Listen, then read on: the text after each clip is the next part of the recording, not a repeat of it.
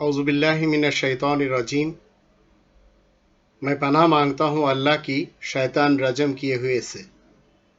بسم اللہ الرحمن الرحیم، اللہ کے نام کے ساتھ جو نہایت مہربان نہایت رحم کرنے والا ہے۔ خواتین و حضرات، السلام علیکم ورحمۃ اللہ۔ سوال کیا گیا ہے، کیا طہارت کے سوا ہم قرآن کو چھو سکتے ہیں؟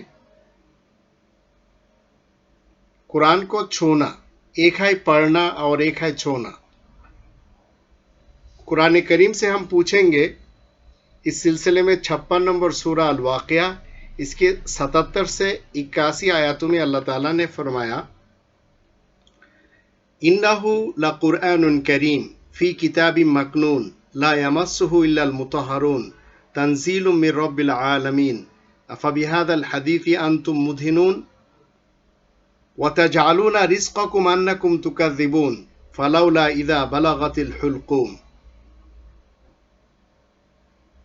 کہ بلا شبہ بالیقین یہ ایک قرآن کریم ہے، ایک محفوظ لکھی ہوئی کتاب ہے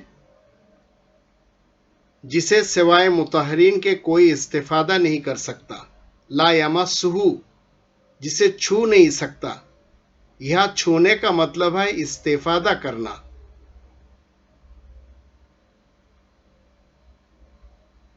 وہ تمام جہانوں کی طرف سے نازل کیا جاتا ہے۔ کیا تم اس حدیث کو غیر اہم سمجھتے ہو اور تکذیب کو ذریعہ معاش بناتے ہو؟ جب حلق تک پہنچتی ہے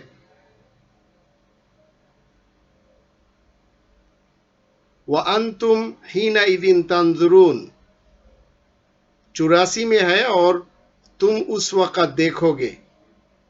تو قرآن سے اگر چھونا ہے تو آپ کے ہاتھ اگر صاف ہے تو آپ چھو لیں، لیکن چھونے کا تعلق ہے برین سے، ذہن سے۔ استفادہ لینے کے لیے آپ کو سب سے قبل اس قرآن کو چھونا ہے۔ اس کے لیے آپ کے برین پاک ہے یا نہیں، آپ کے ذہن و دماغ پاک ہے یا نہیں، اس کو دیکھنا ہے۔ یہ ہے قرآن کریم کا جو اصل مدعا۔ اس کو سمجھنے کے لیے بار بار غور کریں۔ یہ 56 نمبر سورہ الواقعہ اس کے 77 سے لے کر 79 آیاتوں کو آپ غور کر لیں، آپ کو پتہ چل جائے گا کہ یہاں چھونے کا مطلب کیا ہے۔